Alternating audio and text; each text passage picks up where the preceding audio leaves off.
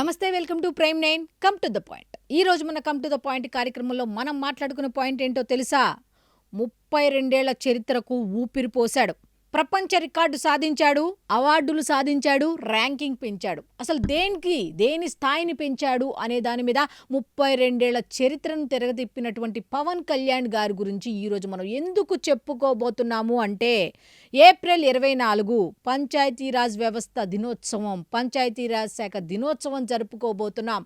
అసలు పంచాయతీరాజ్ శాఖకు 32 ఏళ్ల చరిత్ర ఉంది. మరి ఈ 32 ఏళ్ల చరిత్ర గురించి ముందు తెలుసుకొని ఆ చరిత్రకు ఏ విధంగా పవన్ కళ్యాణ్ ఊపిరి పోశాడు అనే దాని మీద ఖచ్చితంగా ఈరోజు మనం మాట్లాడుకొని తీరాల్సిందే. ఒక శాఖ యొక్క దినోత్సవం జరుపుకుంటుంటే ఒక వ్యక్తి గుర్తుకొస్తున్నాడు అంటే, అది కూడా 32 ఏళ్ల చరిత్ర ఉన్నటువంటి ఒక శాఖ దినోత్సవాన్ని జరుపుకుంటుంటే, నిన్న కాక మొన్న వచ్చిన ఒక వ్యక్తిని గుర్తు చేసుకుంటున్నాము అంటే ఎంత మంచి పనులు, ఎంత గొప్ప పనులు ఆ శాఖకు సంబంధించి చేసి ఉంటే గాని చెప్పుకుంటున్నాం. కాబట్టి ఈ బాధ్యత మీరు తీసుకోండి, షేర్ చేయండి 10 మందికి కూడా. అయితే ఇక పాయింట్లోకి వెళ్ళిపోదాం. అదేంటంటే 1992 73వ రాజ్యాంగ సవరణ ద్వారా ఈ పంచాయతీరాజ్ సంస్థలకు రాజ్యాంగ హోదా కల్పించారు. అయితే 1993 ఏప్రిల్ 24 నుంచి మాత్రం ఇది అమల్లోకి వచ్చింది. కాబట్టి ప్రతి సంవత్సరం 32 ఏళ్లుగా ఈ ఏప్రిల్ 24న జాతీయ పంచాయతీరాజ్ దినోత్సవాన్ని నిర్వహించుకుంటున్నారు. అయితే దీని ముఖ్య ఉద్దేశం ఏంటి అంటే, గ్రామీణ ప్రాంతాల్లో అభివృద్ధిలో ప్రజలను భాగస్వామ్యం చేయటం, ఆ అభివృద్ధికి సంబంధించి ప్రణాళికలు వేయటం, ఆ ప్రణాళికలను అమలు చేయటం అనేది ఈ శాఖ యొక్క ముఖ్య ఉద్దేశం. అయితే 32 ఏళ్ళు 1992 నుంచి ఇప్పటిదాకా లెక్కేసుకుంటే ఎలా అంటే 32 ఏళ్ల చరిత్ర. అయితే ఇప్పుడు పవన్ కళ్యాణ్ గారిని గుర్తు చేసుకోవాల్సిన అవసరం ఎందుకు అంటే, గత కొన్నేళ్లుగా ఈ శాఖ కుంటుబడింది. ఈ శాఖకు సంబంధించి కొంతమంది ప్రవేశించటం వల్ల ఈ శాఖకు సంబంధించిన పురోగతి అనేది ఎక్కడా కూడా కనిపించట్లేదు. అయితే 2024లో ఆంధ్రప్రదేశ్ ఉప ముఖ్యమంత్రిగానే కాకుండా పంచాయతీరాజ్ గ్రామీణాభివృద్ధి శాఖను తీసుకున్నటువంటి పవన్ కళ్యాణ్ గారు ఎప్పుడైతే ఈ శాఖ కుంటుబడింది అని అనుకున్నారో అప్పటి నుంచి ఏం చేశారు అంటే, ఈ శాఖను శాఖ తీసుకున్న దగ్గర నుంచి కూడా నిందలే. ఈ శాఖను ఎలా తీసుకుంటాడు, పిచ్చా వెర్రా చాదస్తమా అన్నారు. కాకపోతే ఆయన దృష్టిలో ఉంది ఒక్కటే, గ్రామ స్వరాజ్యం.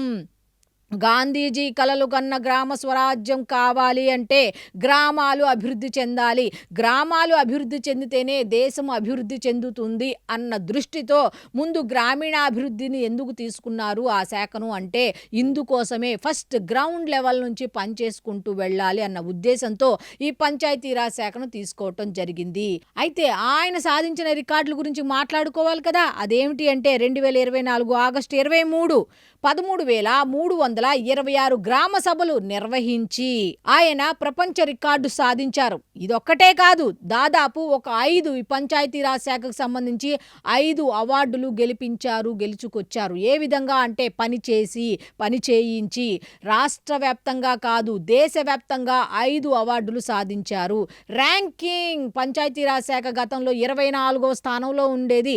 కేవలం వచ్చిన 22 నెలల్లో పదవీ బాధ్యతలు స్వీకరించిన కేవలం 22 నెలల్లో మొదటి స్థానానికి తీసుకెళ్లారు అంటే, ఆ వ్యక్తి యొక్క పనితీరు ఏ విధంగా ఉంది, పని చేయించుకునే విధానం ఎలా ఉంది, లీడర్షిప్ ఎలా ఉంది, ఆయన మనసు ఎలాంటిది, ఆయన వ్యక్తిత్వం ఎలాంటిది, ఆయన పనితీరు ఎలా ఉంటుంది అనే దాని మీద ఖచ్చితంగా మాట్లాడుకుంటున్నాం. ఎందుకంటే 24వ స్థానంలో ఉన్న పంచాయతీరాజ్ శాఖను మొదటి స్థానానికి తీసుకువెళ్లారు.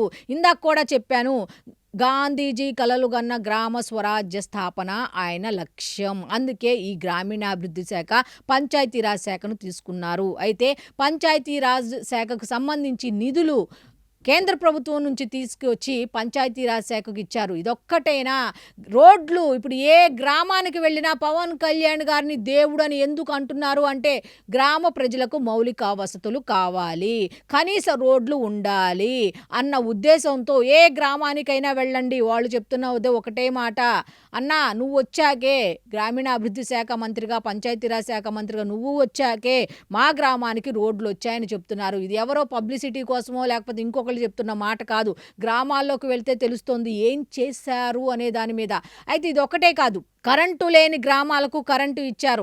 అలాగే ఆసుపత్రుల్లో బ్లడ్ లేక గిరిజన గ్రామస్తులు ఇబ్బంది పడుతుంటే అక్కడ కూడా బ్లడ్ బ్యాంకులు ఏర్పాటు చేశారు మహిళల కోసం. అయితే రక్తహీనతతో బాధపడుతూ ప్రాణాల మీదకు తెచ్చుకుంటున్నారన్న విషయం ఆయన దృష్టికెళ్ళంగానే అక్కడ బ్లడ్ బ్యాంకులు కూడా ఏర్పాటు చేశారు. మానవత్వం ఉన్నవాళ్ళు మాత్రమే ఇటువంటి పని చేయగలరు. ఎందుకు అంటే గ్రామ ప్రజలు ఇంపార్టెంట్, గ్రామాలు ఇంపార్టెంట్, గ్రామీణాభివృద్ధి ఇంపార్టెంట్. అది కేవలం పంచాయతీరాజ్ శాఖ వల్లే జరుగుతుంది. ఆ శాఖకు సంబంధించిన మంత్రి ఎవరు అయితే ఖచ్చితంగా పని చేయాలి అనే ఉద్దేశంతో ఉంటారో అటువంటి వాళ్ళకు మాత్రమే ఈ గ్రామీణుల సమస్యలు కనిపిస్తాయి. ఆ గ్రామ సమస్యలు వారి దృష్టికి వస్తాయి. ఇప్పుడు ఏ సమస్య వచ్చినా పలానా దగ్గర రోడ్డు లేదు, డిప్యూటీ సీఎం పవన్ కళ్యాణ్. పలానా దగ్గర కరెంటు లేదు, డిప్యూటీ సీఎం పవన్ కళ్యాణ్. పలానా గ్రామంలో ఈ సమస్య ఉంది, రహదారి లేదు, గ్రామాలకి మధ్య రహదారులు లేదు అనగానే డిప్యూటీ సీఎం పవన్ కళ్యాణ్, పంచాయతీరాజ్ శాఖ మంత్రి పవన్ కళ్యాణ్. ఎందుకు గుర్తుకొస్తున్నాడు అంటే అక్కడ వాళ్ళకి ఏం కావాలో చూస్తున్నారు. వాళ్ళ సమస్య పరిష్కారానికి చర్యలు తీసుకుంటున్నారు కాబట్టి అందరికీ ఆయన గుర్తొస్తున్నారు. మరి పంచాయతీరాజ్ శాఖ అనగానే ఎవరు గుర్తుకొస్తారు ప్రస్తుత పరిస్థితుల్లో అంటే పవన్ కళ్యాణ్ గారే గుర్తుకొస్తారు. ఈ జాతీయ పంచాయతీరాజ్ శాఖ దినోత్సవం రోజు ఆయన్ని ఖచ్చితంగా తలుచుకోవాల్సిన అవసరం ఉంది. ఎందుకంటే ఇది మనకు తెలియకపోవచ్చు, గ్రామీణ ప్రాంతాలకు వెళ్తే తెలుస్తోంది ఆయన ఏం చేశారు అనేది గ్రామీణ ప్రాంతాలకు వెళ్తే తెలుస్తుంది. ఇప్పుడు పంచాయతీలు స్వయం ప్రతిపత్తి గల అక్కడ మౌలిక సదుపాయాలు ఉన్నాయా లేదా, అక్కడ కమిటీలు ఏర్పాటు చేసి పారదర్శకత, జవాబుదారీతనం అంతా కూడా ఎవరి వల్ల సాధ్యమైంది అంటే ఆయన వల్లే. ఉపాధి హామీ కూలీలు కూడా చక్కగా వాళ్ళ పని దినాలు యూజ్ చేసుకుంటూ ఎలాగా అంటే కనీసం ఇదివరకు దాకా వద్దు, మొన్న ఏప్రిల్లో కూడా మిగతా రాష్ట్రాలు ఎవరు కూడా వాళ్ళకు సంబంధించిన పని దినాలకు సంబంధించి ఎవరు కల్పించరా. కానీ ఆంధ్రప్రదేశ్ మాత్రం మొదటి స్థానంలో ఉంది అంటే ఈ క్రెడిట్ అంతా ఎవరికి వెళ్తుంది అంటే పంచాయతీరాజ్ శాఖ మంత్రి పవన్ కళ్యాణ్ గారికి వెళ్తోంది. సో ఈ పంచాయతీరాజ్ దినోత్సవం రోజున మాత్రం ఖచ్చితంగా ఆయనకు మాత్రం మనం ధన్యవాదాలు తెలుపుకోవాల్సిందే. సో ఇది ఈనాటి కమ్ టు ద పాయింట్ కార్యక్రమం. మళ్ళీ రేపటి కమ్ టు ద పాయింట్ కార్యక్రమంలో కలుసుకుందాం. అంతవరకు సెలవు, నమస్కారం.